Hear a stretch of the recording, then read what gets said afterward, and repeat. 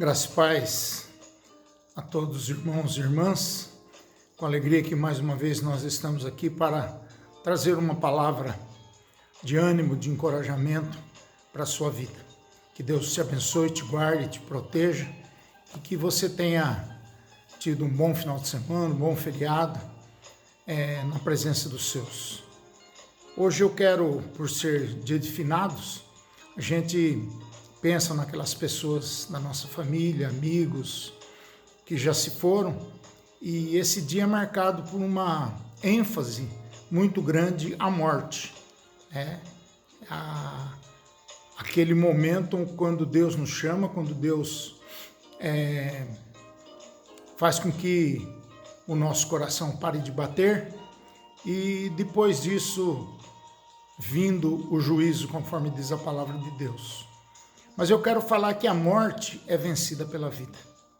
Eu quero dizer para você que o livro de João, no seu capítulo 11, ele fala muito claramente da necessidade até que nós temos de olhar para Deus como autor, como consumador na nossa vida. Autor e consumador da nossa fé. Aquele que deu o seu próprio Filho para que nós tivéssemos vida eterna. Então a morte é vencida pela vida. Jesus se dirige lá nesse texto, capítulo 11 de João, para o túmulo de Lázaro. O túmulo tinha a forma de uma caverna escavada numa rocha, tampada por uma grande pedra. Jesus resolve então, segundo a vontade do Pai, ressuscitar a Lázaro. E nessa ressuscitação, nessa ressurreição física, nós encontramos alguns princípios espirituais de como ele ressuscita aqueles que também estão morrendo espiritualmente. Lázaro havia morrido por problemas de saúde e naturalmente, uma morte natural. Mas o problema não é a morte natural, não é um infarto. O problema não é a Covid-19. Essa primeira morte, todos nós passaremos por ela. O problema é a segunda morte. E nesse texto aqui fala claramente que a morte é vencida pela vida. Ele usa esse texto, e nós usaremos esse texto, para mostrar a cada um de nós que a morte é vencida pela vida. Em primeiro lugar, por que a morte é vencida pela vida? Porque Jesus é o autor da ressurreição. É Jesus quem toma a iniciativa de ressuscitar. É Deus quem dá vida àqueles que estão mortos nos seus delitos e pecados. Ele quem ordena, tirai a pedra. É Ele quem determina, Lázaro vem para fora. Versículo 43. O chamado de Jesus, nesse sentido, é irresistível. Ele é quem ordena desatar e deixar o ir, no versículo 44. Então, Jesus é autor da ressurreição aqui de Lázaro, mas ele é autor da ressurreição daqueles que estão mortos nos seus delitos e pecados, daqueles que vivem uma vida sem sentido, sem significado, uma vida que não vale a pena ser vivida. Então, por isso que nesse dia se dá tanto valor para aquelas pessoas que se foram. Vamos pensar nos mortos. Eu sou daquela opinião de que nós devemos pensar na vida.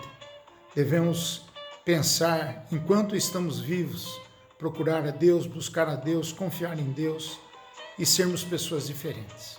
Segundo lugar, por que a morte é vencida pela vida? Porque todo homem é pecador, está morto espiritualmente e carece de ressurreição espiritual. Disse-lhe Marta, irmã do morto, o Senhor já cheira mal, porque já é de 4 dias, melhor dizendo, versículo 39. Então todo pecador é alguém que estava morto e reviveu por meio da conversão ou do novo nascimento. Então nós podemos fazer aqui, traçar um paralelo e saber que se nós não estamos vivendo hoje,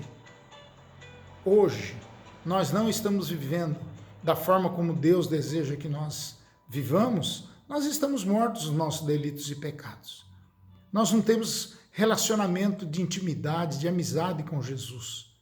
Então nós estamos com as nossas costas viradas para Deus. E Deus quer te achar, Deus quer te buscar, Deus vai ao encontro do homem pecador. Terceiro lugar, por que a morte é vencida pela vida? Porque a fé é o instrumento para receber a bênção da ressurreição. E isso é muito interessante. A fé é o instrumento. Respondeu-lhe Jesus: não te disse eu, se creres, verá a glória de Deus? Versículo 40 de João 11. É crer para ver e não ver para crer. Tem pessoas como Tomé que precisavam ver para crer. Mas a grande sacada aqui é crer para ver e não ver para crer. Sem fé é impossível agradar a Deus e receber dele algum milagre. Hebreus 11:6. Deus ressuscita os mortos espirituais por meio da fé. Se você é alguém que não creu em Jesus, se você é alguém que essa história de morte te apavora, o pecado te apavora, pense bem e olhe para a cruz de Cristo. Olhe para as palavras, ouça as palavras que Cristo nos apresenta, a morte vencida pela vida. E ele é claro em dizer que a fé é o instrumento. Nós só precisamos de fé, porque o resto Jesus já fez tudo por nós. Ele morreu, ele se doou, ele se entregou por cada um de nós. Em quarto lugar, toda a ressurreição espiritual acontece porque Cristo foi enviado. Deus tinha apenas um filho e fez dele um missionário.